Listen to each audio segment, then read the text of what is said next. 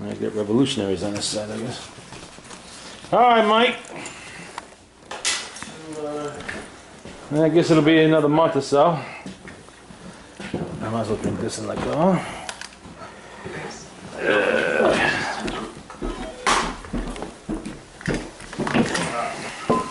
Huh? Well, the old man is tired. I can't figure that out. He's retired, but he's tired. Heritage Hill syndrome. Yeah, that's what it is. I've been pulling 12, 13-hour days. I'm still up. Yeah, the minute you get into those gates down there, that's it. Everything, just the age, 40 years. Heritage Hill syndrome. Yeah. Scott's got. Mm-hmm. It's only a matter of maybe 6 months. It's going to be completely gray and bald. 75 pounds heavier. Let's not forget the Bermuda shorts, the white shoes. Yep. And the little beanie ball on the antenna of the car. All right, good night, Mike. Yep.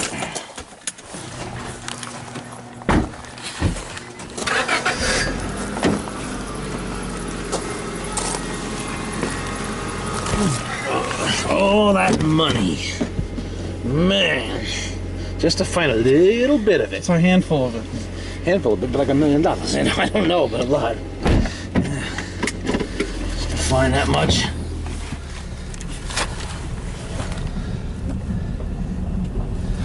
Gimme. Yep. I like the handout line. Yeah. Yeah, Donald Trump should try that. That would definitely buy some votes. Of course, he doesn't have the cash inflow that Pablo Escobar had. Where was that? Miami? They were doing that? No. Medellin, Colombia.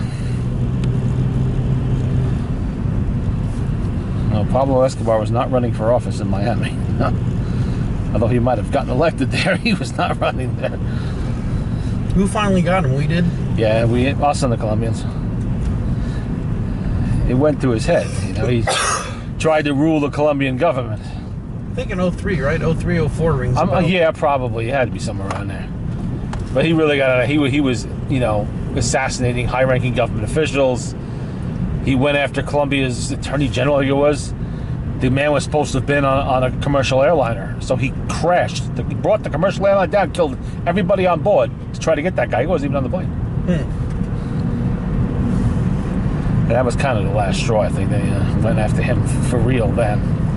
I mean, he was convicted of drug trafficking, all kinds of other shit. They allowed him to build his own prison, which he did. A magnificent, luxurious structure in the jungles of Colombia. Staff it with his own people, you know, and lived there in so-called in confinement, but in fact it was he couldn't travel, but it was a very, you know, luxurious confinement. Wild parties, women, you know, all kinds of shit going on, running his drug empire with no problem. Until finally he decided to so-called, quote-unquote, break out, you know.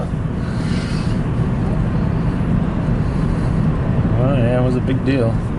But the thing of it is, it still is. The cocaine is still coming in just as large amounts, if not more, than it was back then. They said they weren't making a dent back then. Yeah, they're not making even close to that now. We have a massively bloated aristocracy that is dedicated to drug and interdiction, and it costs us billions of dollars a year. Has been for 75, 80 years or longer, and there is no change. It gets worse every year. So why do we continue this, you know? It's a massive lobby. They have a very powerful lobby to keep these people in their jobs. People with power want to keep that power. And we keep paying for nothing. At least now with the marijuana, some states have had enough. And they're just fucking legalizing it. Smoke the shit if you want to. We don't give a fuck, you know. We're not going to spend millions and millions of the taxpayers' dollars, which we have less and less of every year, trying to stop you from doing something you're going to do anyway just because we tell you not to do it. The first few episodes of Cops, when they came out, they said, you know, back in the day, we'd be arresting him for this. Like, we're not here for that. Yeah, we don't care about that shit now. Because the guy had like a whole back of the truck was full of old weed, and he's like, yeah, we're not here for that. We don't give a shit about that. He was actually going to burn burn it or something for somebody else. Yeah, apparently, well, the thing of it is, nothing at all was learned from Prohibition. Nothing. They tried to ban the sale of alcohol, and people started drinking more. It literally happened that alcohol consumption shot up during Prohibition, not down. Because people got pissed off because they were being told they couldn't do something, so that's what they want to do. Basic psychology. Tell someone they can't have something, they want it more than ever, and that's what they did. And I blame the people, the type of people that pushed Prohibition back then are still with us today. You have the religious nuts, you have the conservatives, you have a lot of people like that, the blue noses, you know, the holier than thou set, which is complete bullshit. Every one of them's a fucking hypocrite. I know damn well. The minute I hear someone like that, I right away wonder what their fucking little secret vice is. You know they have one. Now, as far as I was concerned, the drug war would end tomorrow. I would legalize everything. I don't care what you want to fucking pop, smoke, snort, inject. I don't give a fuck. Kill yourself with this shit. If you step out of line in public with it and cause a problem, we're going to arrest you, we're going to throw you in jail for whatever you did because of the drugs, not because of the drugs. And you want to buy drugs? Guess what? You go to the drugstore and get them. Pay taxes on them like you do on cigarettes or anything else. Put the fucking narcos out of business overnight. Organized crime loses a huge source of revenue for themselves. Violence because of the drugs drops because there's no longer dealers fighting turf wars and shit like that. And go ahead, use your fucking smack. I don't give a damn. Kill yourselves and do us all a favor. OD on it. It's like this fucking drug they have now to make such a big deal about, the fucking Narcan or whatever it is, to give to when junkies OD on heroin. It brings them back like a fucking miracle. Oh yeah. Why do we want them back? They made a choice to use that shit. They knew what they were fucking doing. Let them go, and we do not have to deal with their bullshit anymore. You want to use that shit and support organized crime and everything else? Fine, wonderful, go ahead. If you fucking OD on it, I don't give a shit. It's the risk you took. You want to play, you better be able to pay, or be willing to. Taxpayers got to foot the bill for that crap. It's the same thing with the guns. They, you know, Yeah. You hear about the latest. Everybody from Newtown wants to sue the maker of the AR-15. Now, guess what that's doing? Making it more popular. Yep. like that's going to do any good? What possible lawsuit do they have against them? Yeah, it's funny how money always makes everybody feel better. Yeah, nobody wants to, look at the underlying causes of what happened in Newtown. You have a system for evaluating mentally deranged people that was dismantled years ago. Now it is extremely hard to have people who are dangerous to themselves and others committed, basically, like that young man should have been. Instead, he was left in the care of an idiot mother, a brainless ditz who should never have, been in a position like that, divorced, and there's no father around to fucking try to ride herd on this bullshit that was going on. What does she do? Oh, the boy would like shooting. Let's buy some guns and take him to the shooting range. Meanwhile, he's a schizophrenic, everything else. He's not he's not on medication. And what does he do? He starts killing spree. Yeah. But do we look at the fucking people that took away the safeguards? No.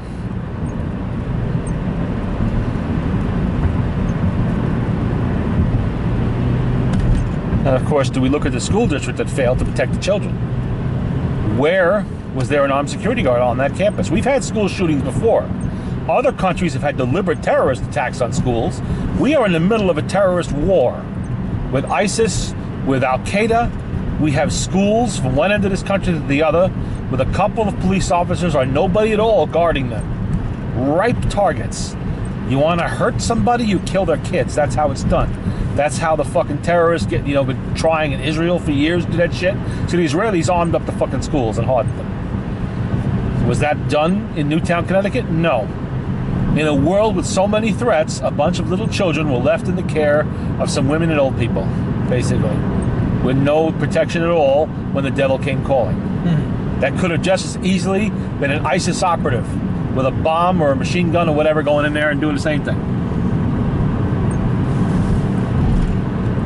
And you can bet they're planning that shit. I've heard they theorizing that that's what the San Bernardino killers' next stop was to be. When they left their government office, they shot up. They were on the way somewhere else. They still don't know where that place was. They suspect it may have been a school. I don't know why they suspect that. Maybe they had evidence they found. I don't know. Not the first time, and it won't be the last time. No. Oh, schools have been attacked by terrorists before, homegrown terrorists. You know, I'm not talking about the teenage spree killers that, you know, do that shit, but I'm talking about actual, you know, acts of adult terrorism. You know, what was that one in, I think it was Florida, was blown up. The guy wired a school with dynamite, blew it up, and yeah, you know, shit like that. It's happened before.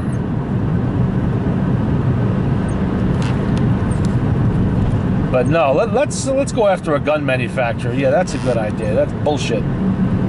That doesn't do a damn thing, and it's not going to go anywhere either because they're protected by law. No court is going to, you know, allow that because it opens too big of a can of worms.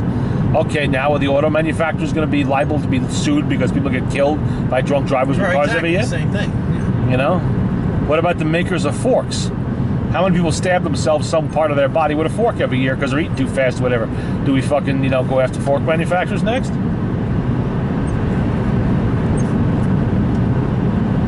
They're on a crusade. I feel bad about the kids. I really do. But you know, well, I start to lose sympathy after a while.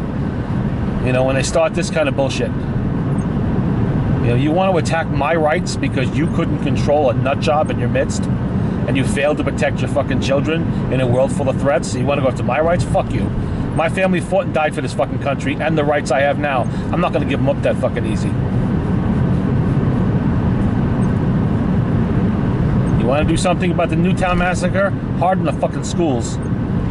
Put real security there, armed security. Maybe a teacher or two would step up to the fucking plate and volunteer. You know, to take the police courses and shit and how to use a firearm and protect the students in the event that this happens. This is one kind of violence you only stop with violence. You can't talk the killer down when he comes to a school with a bomb and a gun. Mm-hmm. He's there for one reason, and it's far beyond the point of talk.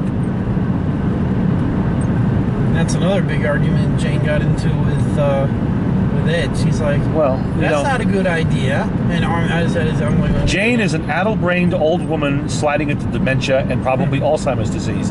I'm not, you know, I would expect that from her. She's probably really doesn't have a firm grasp of the issues of today. But she's also someone from that generation who was brought up a fucking liberal, undoubtedly. Oh yeah. You know, trained that way by whatever school she went to as a young woman. And you know, I've known people like her. My own grandmother was like her. You know, knee-jerk reaction. You know, the liberal wing of the Democratic Party is their church. It is their, you know, the dogma of that party is their Bible. That it's the same thing. Just like a religious fanatic in the pulpit. You don't question them, you know, because then you're questioning God, basically. No. I know exactly. And you know what? The right has people just like that too. We are a prisoner of fucking whack jobs on both sides. And I wish we could just get rid of all of them, to tell you the truth.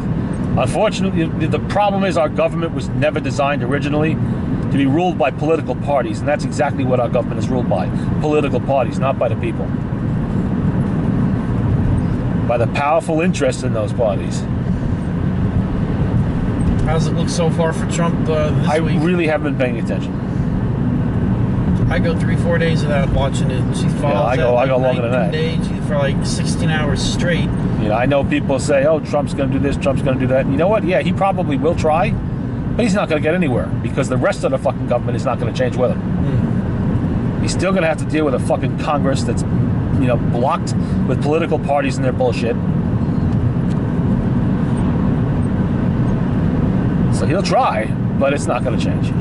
You will not see substantive change in this country or in our government until we do hit rock bottom. That's the only way it ever happens. And we may not survive that. There may not be in America after that. It may just be another failed political experiment like tens of thousands of other ones throughout history.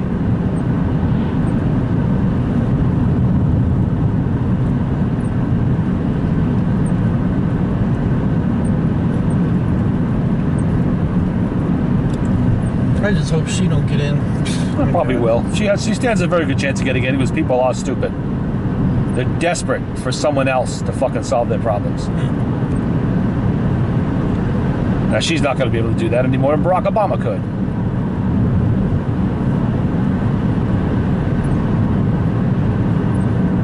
And Obama is smarter and more politically astute than Hillary is.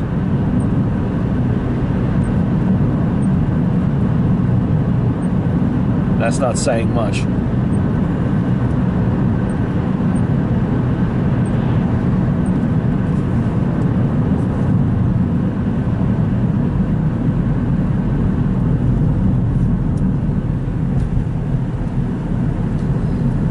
What bugs me is how these people think they're fucking entitled to this shit. Oh, Hillary's entitled to it. How? Why? Because her husband was? Yeah, that's what she said. She's He wasn't a entitled. particularly good president. He was personable. You liked Bill Clinton, yes. Good president? No. He benefited from the end of the Cold War. You know, all that money that was freed up by not having to battle the Russians at every turn. The terrorist organizations hadn't quite formed up against us yet, in the early years especially, after the Cold War ended. You know, we had kind of like a little honeymoon there, where things were good. The economy was good, and that's what people remember. Bill Clinton was not responsible for the good economy of the 1990s. You know, if you want to blame that on something, blame that on the end of the Cold War. That was the peace dividend, as they used to call it. It was not Bill Clinton. Bill Clinton was a fuck-up. You know, he screwed up lots of times. You know, all that bullshit with Lewinsky in the White House, stuff like that. Not smart. That's what Ed was, and she's like, you know, she didn't want to hear it, and Yeah.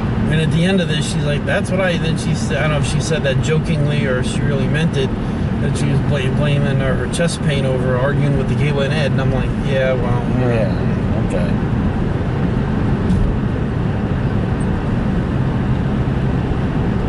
there ain't no reasoning with you. You don't know who the hell, what the way voting for her. She should have heard them too. They were going at it. She should be pointed out to her that the generations that came after her that are going to take over for her when she's gone were raised to be idiots. You know, they're not educated. They know nothing of the fucking reality of the world. They worked for nothing in their fucking lives, not really.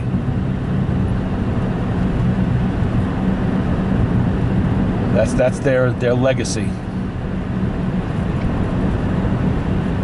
They wanted to change the world. Problem is, they didn't have anything else to change it to. You know, they took down institutions that had stood for 1,000 years, you know, around governing human behavior. Did they put anything back in its place? No.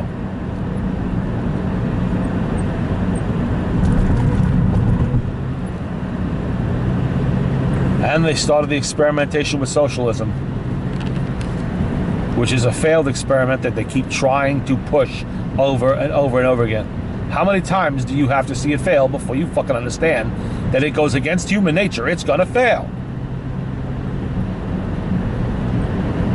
Sooner or later, you run out of other people's money. You know, in a socialist system, there's less and less incentive for people to fucking excel. And your best and brightest look elsewhere. They don't want to live like the fucking lowest common denominator. If they have the fucking brains, they want to be paid accordingly and live the kind of lifestyle that their brains can get for that. They don't want to live like the local janitor or whatever. Right. This socialism bullshit, everybody's equal. No, people are not equal. They are not, and never have been, and never will be. I missed the whole Governor Schwarzenegger debate. That's when I walked out. I think, by the way, he's been out of office for years. He wasn't there very long. He didn't do very much. It was mostly a publicity stunt, I think, because people were just pissed off at the governor they had there. Yeah.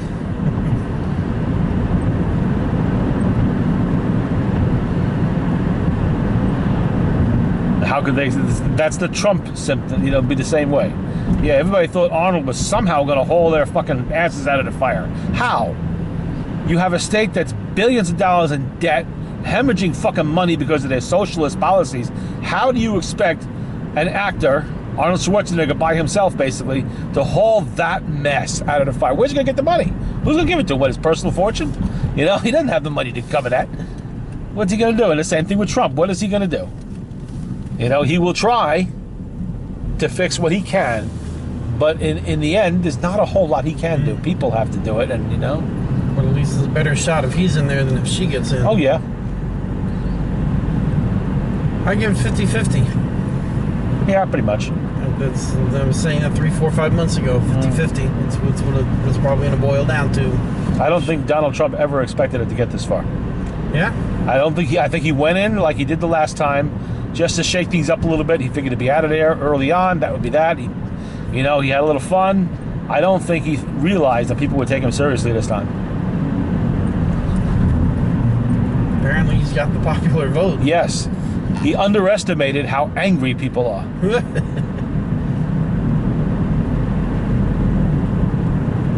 There's a little article I was reading in the paper today about the food kitchen.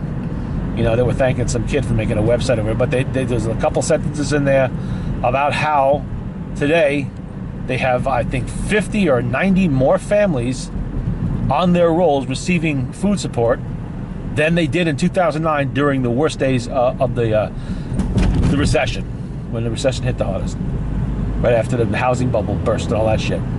So what does that tell you about the state of our economy? In just a few sentences there. Why is the military, a lot of military families on WIC and welfare? And Yeah. What's that telling you? Yeah.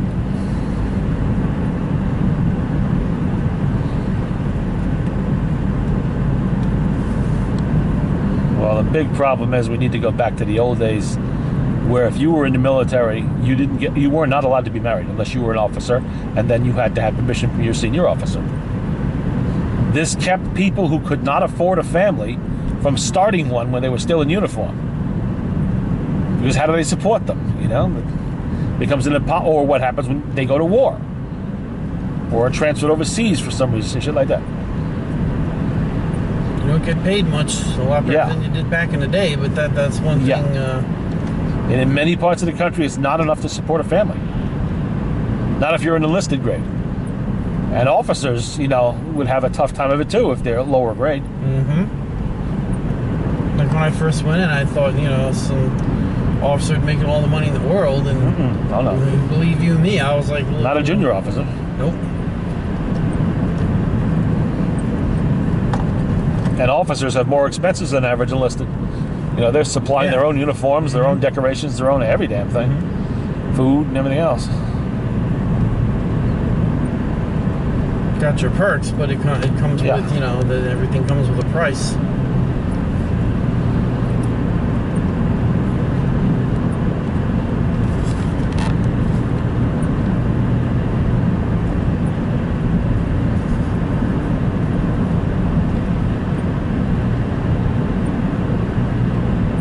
Well, Bernie Sanders took Alaska and Washington State. I saw that, yeah. Okay, big deal with Alaska. So that shows that even in the Democratic Party, people are pissed off enough at Hillary to vote for an outright communist and socialist. I mean, the man makes no secret about it. Know exactly what he is, But people are willing to give their vote to a 73-year-old, liberal, white communist. How old was Reagan when he went in? 60s? He was in the 60s somewhere. I forget exactly. Hillary's almost 70? Oh, well, Hillary, she's over 70. I thought she was 71. Yeah, 71, I think, yeah. I'm not 100% sure of that, but she's a baby boomer, and that's an average age now for baby boomers. What's Trump? How old is he? I forget. 68, I think. Oh, He's a boomer, too. But this is the last shot for the baby boomers at the White House. This is it. This election, that's it. Just like when Bob Dole ran for president, that was the last of the greatest generation that was going to have a shot at the White House. What kind of shape is he in now? Well, he's very, very old, and he's out. He's frail and so on. Still alive as far last I heard, and still has his marbles. He'd be the old man's age, 90. Or maybe even older. But the boomers are hitting their mid and late 60s and early 70s now.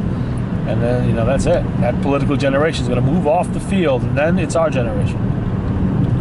God help us. Because I don't trust our generation to run things. Not well. I know how we were raised in the kind of world we grew up in, and it's just not conducive to responsibility, sacrifice, and real thought. Unless you get somebody who, I don't know who, really. In our generation, I would call, somebody that would be qualified.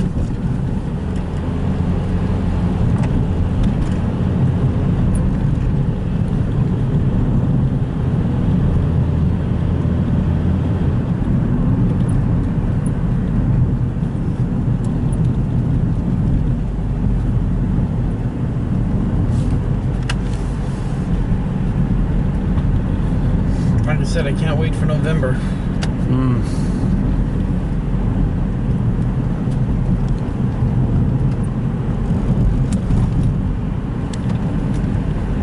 Won't really know until that night, will you? Nope.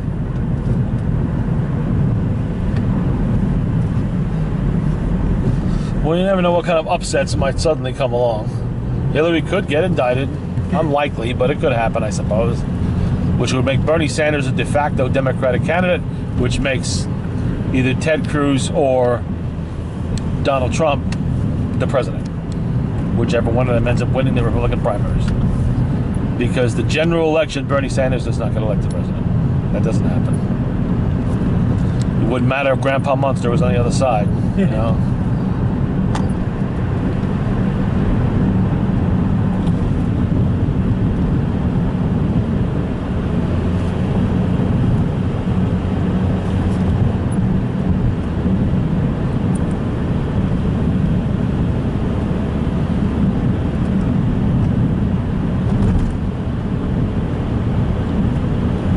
You know that Cruz and Trump are bickering all week about their wives or something. Oh, yeah. Again, she's glued to the TV. Sometimes I'll listen to it, and other times, like it's like, you know, it's like. From what I understand, Cruz, without really starting it, started it.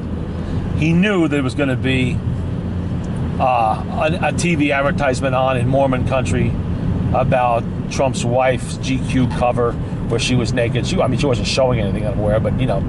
One of those naked covers that they do sometimes covering strategic spots. And of course it doesn't play well in religious communities. The Mormons, the whack jobs that they are, they're religious and all that shit. So Trump struck back. It was a political pact that did it, but Cruz knew about it. And apparently made no move to stop it. So Trump hit back. Put an unflattering picture of Cruz's wife out there with Melania, his wife, who's a beautiful fashion model, you know. As a comparison, and Cruz made us think about it, but he should have kept his mouth shut, because if you're gonna, you know, mouth off about that, you should have mouthed off about to the political pact about the one they were running about Donald's wife to start with. You know, it's tit for tat. Yeah.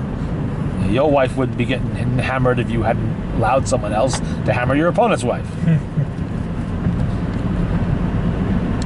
In the press, fucking people. It's like, well, like. That's what it is. It's back and forth bickering. It's like, well, he don't like women. This, you know, which is a load of shit. He's been married 3 times. He seems to have no trouble attracting women. Of course, he's a billionaire, so that might help. But you know, he's not a wife beater that I'm aware of. He has women working for him in his company in high positions. You know, I mean, the hell more you want from the man? Again, it's like, you know, I don't listen to her. It's like, no, you're just telling those people out there too stupid to fucking know what the hell they're talking about. You're just parroting off bullshit some fucking liberal professor put in their heads years ago. They have no goddamn sense. I mean, Jane Long has never really existed in the real world. She's been insulated in academia her entire fucking life. When you get to the end, like I said, it's either she gonna get in, he gonna get in, and then that's really it. And then I watch it sometimes for 3 days in a row, then I'll go, I don't care. All right, what's going on this week? You know, who won the debate? And, you know, that's why I don't.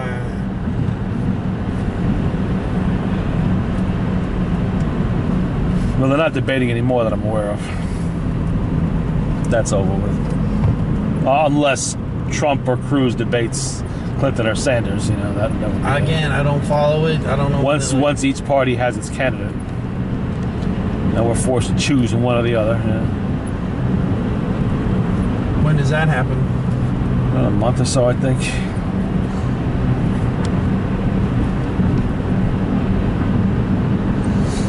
Bull Moose. You got my vote.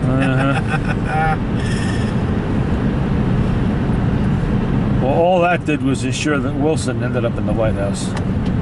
Took away so many votes from Taft that Wilson got it. Because Wilson really was not a man of his times. Not really. Yes, he was a Southerner. Yes, you know, he wasn't big on, you know, black rights and all that stuff. But he was also a very liberal college professor, economics Didn't want to go to the end of the war. No. He kept us out until it was too late for us to make a difference, which ensured that the Second War happened.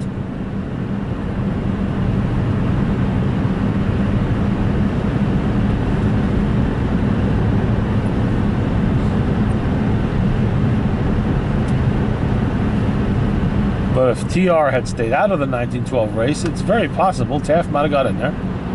He probably wouldn't have gotten us involved in the war either, but he may not have waited until 1917 to get involved.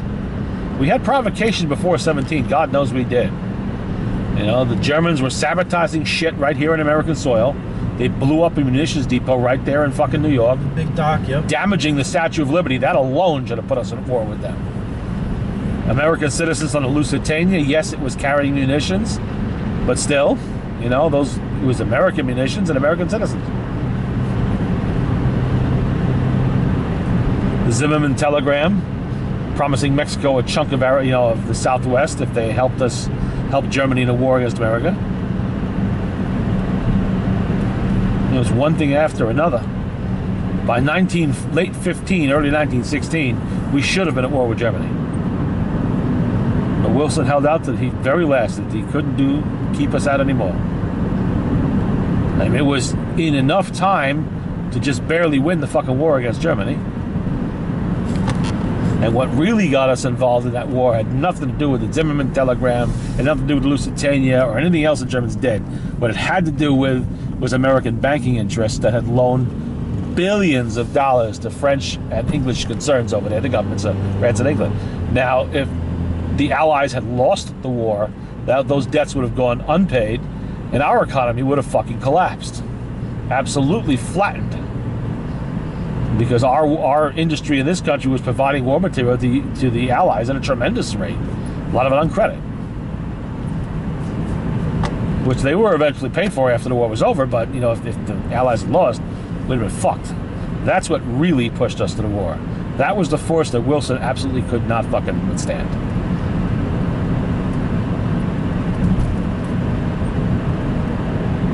And it was just enough time to fucking beat the Germans. Almost did beat the French and the British. If we had not been there in 1917, early 1918, during the last great offensive of the war, the Meuse-Argonne offensive, when the Germans used basically the first baby blitzkrieg tactics, rapid movement, you know, and it was working. It was working. They blew through the British and French lines. They moved well into the rear, but like the British and French, they were exhausted.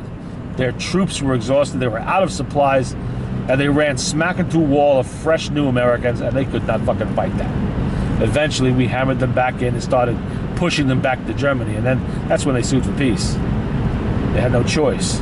Otherwise, we would have gone right into Germany and kept right on going. Which probably wouldn't have been a bad thing. It would have probably ensured we didn't have World War II at that point. Because it would have been eminently clear to the entire German population who won the war and how. That's why in World War II, U.S. soldiers were rattling down the streets of German towns in fucking tanks. Everywhere. To make damn sure that the population clearly understood that G.I. Joe was fucking here. He kicked the living shit out of your fucking men and your government, and you exist at his whim. You lost the fucking war, motherfuckers, and here we are. Stars and stripes are flying over your Burgermeister's house, you know, everything else. Now it's ISIS now. Yeah, we're going to do the same thing to them. Like I said, I hope he gets in. We're not doing too badly even before he gets in. We just whacked one of their big leaders today. Or yesterday, rather. The number 2 guy, I believe. Yeah, the finance guy. Yeah.